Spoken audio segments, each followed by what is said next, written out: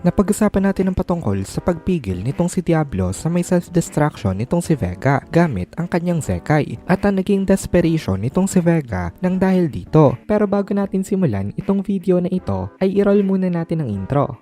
Hello everyone and welcome to my channel, ang inyong source ng Tagalog na Tensura Contents. Sa channel na ito ay pinag-uusapan natin ang mga nangyayari sa may Tensura universe. So without further ado, let's get into the video.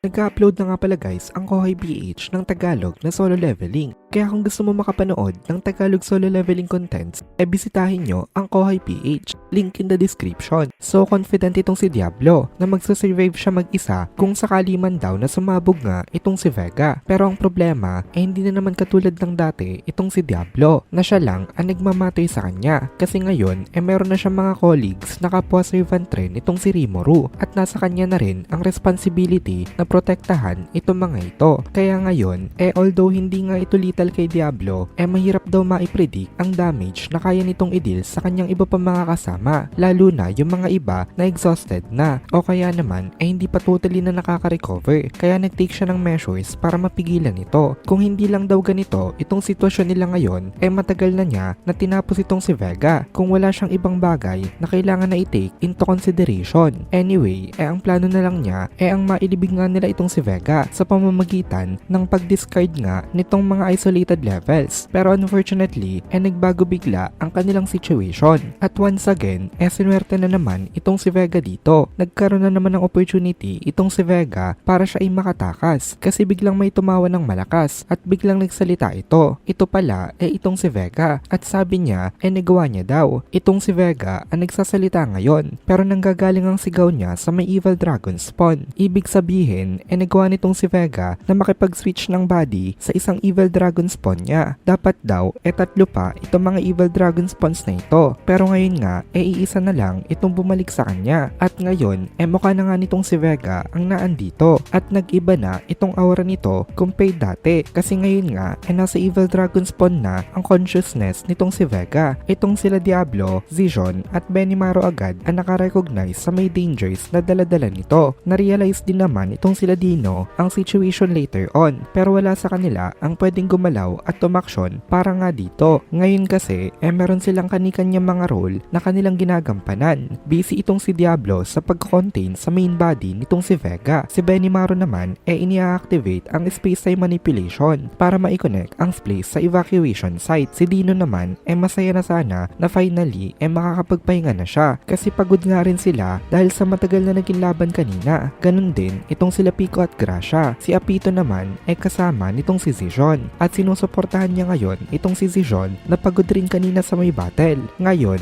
kita nitong si Zijon itong si Vega pero nag-hesitate na umatake itong si Zijon dito at ang dahilan naman itong si Zijon dito dahil hostage ngayon itong si Vega itong si Mai Furuki. So bakit napunta si Mai Furuki bilang hostage nitong si Vega? Di ba pinoprotektahan nga siya nitong si Zijon kanina? Actually unexpected kasi ang pangyayari na ito. Itong si Mai Furuki mismo ang lumapit kay Vega. Unexpected ang action na ito para kay Zijon kaya hindi siya nakapag-react dito. Mukhang may idea kasi itong si Mai na gagawin itong si Vega kaya gusto niyang iligtas itong si Zijon dito. Ngayon mukhang pure thoughts lang halos ang meron kay Vega sa may loob ng evil dragon spawn at hindi niya kaya magamit ang full powers niya. Even so, the fact na nakapag-jump siya ng kanyang consciousness mula sa seal ni Diablo talagang nakakamangha na. Imagine, nagawa niya makatakas kay Diablo at kung makakain niya nga ngayon itong si Mai Furuki at kung makakatakas siya dito talagang panalo siya. Pero kung hindi man daw siya makatakas at least daw ay mapapawi ang resentment niya kung mapapasabog niya ang sarili niya kasama ng lahat ng mga naandito. Kaya ngayon nag-spread ng malis itong si Vega. Akala ng lahat safe na nung may expel siya gamit ang isolation. Pero nagsalita itong si Mai na alam niya na daw na magagawa ito nitong si Vega kasi kilala niya na daw ito. Alam niya na daw ang plano nitong si Vega na gagawin nito ngayon. Nagsalita nagsasalita itong si Mai na parang sumusuko na. Mahina ang boses niya pero nag-echo pa rin ito dahil sa katahimikan dito. Naguluhan si Vega at tiningnan siya nitong si Mai na may challenging look. Tapos sabi ni Mai dadalahin niya daw itong si Vega somewhere far away to the unknown, kung saan hindi na ito magiging nuisance sa kahit na kanino. Nagtanong si Vega kung ano daw ang ibig sabihin nito pero hindi na sumagot itong si Mai. Bago pa makapag-refuse itong si Vega ini-activate ni Mai ang kanyang Terra Mater. Nag-activate ito na parang shining star. Hindi naman pala kailangan na protektahan itong si Mai Furuki kasi kanina pa niya ino-observe itong si Vega at natatakot nga siya sa may stubbornness nito. May slight premonition siya na mangyayari nga ito nangyayari ngayon. Kaya imbis na matakot daw siya at tumakbo kasi alam niya ang target siya ni Vega,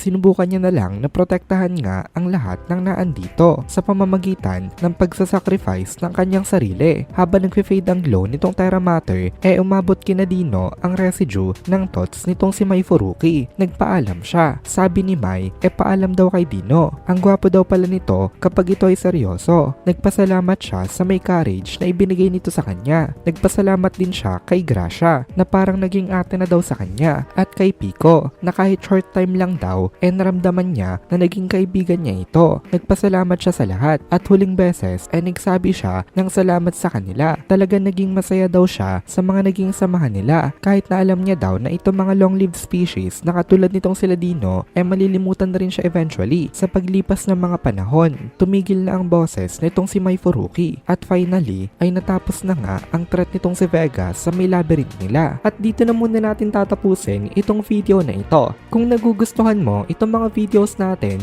ay please consider joining the membership para mapanood mo na agad ang mga kasunod na part dahil palaging advance ang ating mga members. Also, ay please consider leaving a like at mag-comment ka na din para ma-boost naman tayo ng algorithm.